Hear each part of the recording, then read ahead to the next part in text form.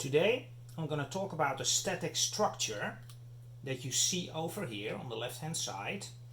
And the static structure, the beam here, that's resting on two pillars on the left and on the right.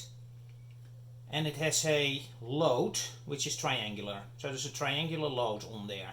The first thing I'm going to do is calculate a replacement for that triangular load. I'm going to replace that triangular load with one force and an x0 so that the momentum is in balance. It's a static structure, and since it is a static structure, it's not going to rotate or accelerate. Okay, so the momentum needs to be zero around a certain point, and that point is x0, right? If you look at the triangular load, and there is not going to be acceleration either, so there will be a balance between Ft, Fa and Fb, what we will see later. Okay, so first let's define the triangular load. And the triangular load is Wx, which is omega 1 or W1 over L times x, since it's just a triangular load over here. And if you want to make sure that it doesn't rotate, this static structure over here, you need to make sure that the load Wx times x0 minus x times the length, right, integrated over the whole length between 0 and L is going to be 0. Because if it is 0, you know that there is no momentum, angular momentum, and you know there will not be any rotation. Okay, so if you calculate this first, you fill out omega x, which is omega 1 over L times x. You multiply that by x0 minus x. You can integrate this out, very simple integral, right? That becomes the value over here. You get x squared over 2 times x0 minus x to the third over 3.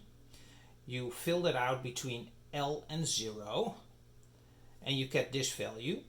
And if you calculate x0, because this has to be 0 after all, you will see that x0 equals 2/3 of L. So if there is a replacement force Ft at point 2/3 of L, you will know there will not be any rotation based on that triangular load. Not on the other ones, but on the triangular load. Okay? Because I'm going to replace the triangular load with one force and one distance from the origin here. Okay? So that's step number one. Now we can calculate further, and we can say, okay, let's calculate what this force is. This force is nothing more than the triangular load here integrated between 0 and L. And if you do that, since it's just a triangle, it's nothing more than omega or W1 times L over 2. Right? That's the size of the force here. So now this triangular load is really replaced by one force at one location, where x0 was 2/3 L and where Ft is W1 times L over 2. Okay, and now we can take a look at the sum of the forces and the sum of the momenta, and they have to be 0. Now it becomes really easy to calculate what Fa and Fb should be to make sure that it is indeed static and that it's not moving, it's not going to accelerate, and it's not going to rotate.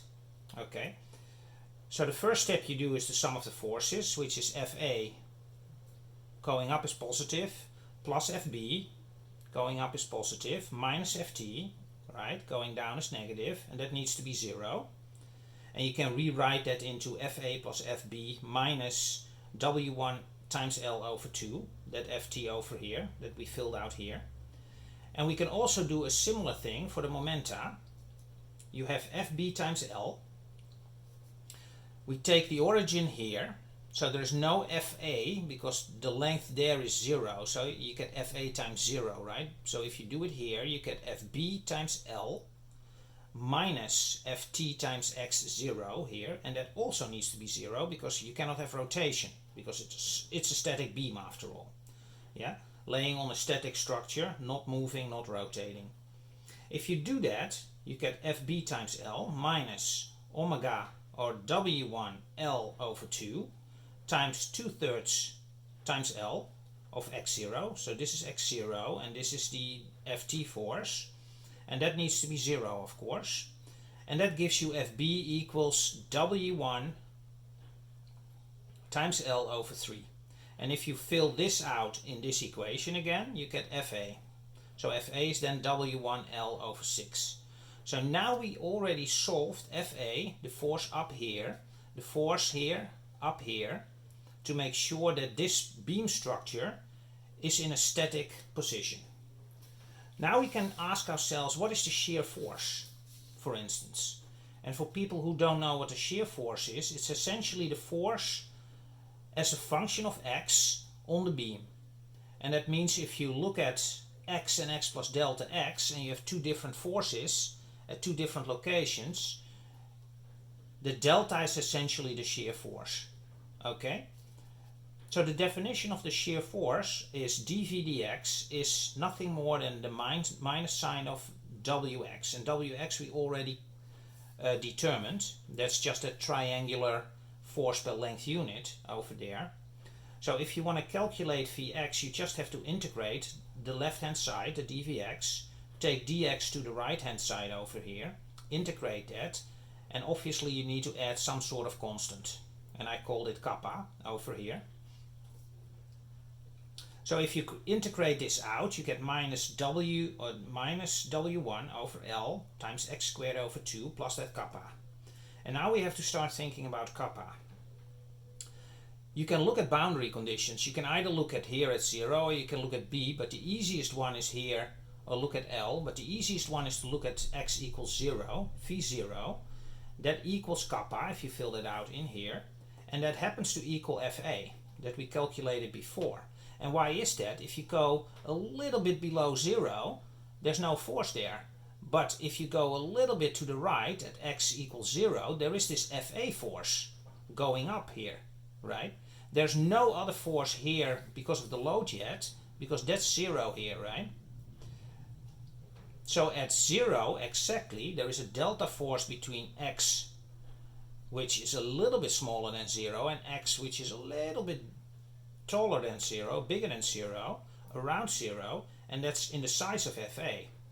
So that's your boundary condition. So V0 is W1 times L over 6, what we calculated before.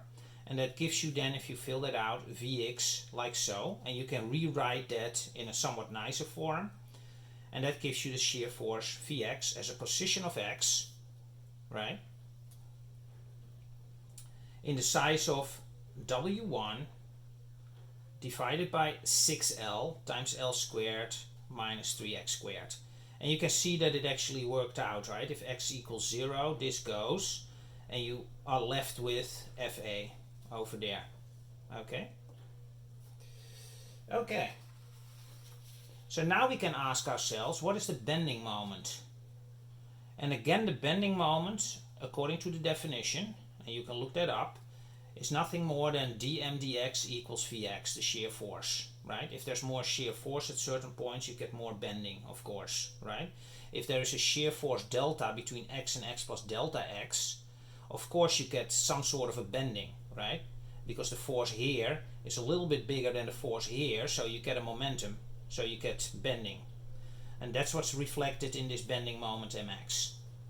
And that's again an integral.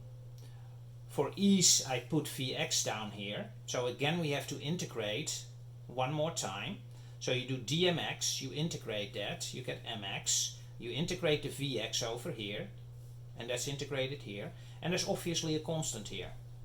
Now, since you cannot bend at 0, nor can you bend at L over here, these are the boundary conditions for m.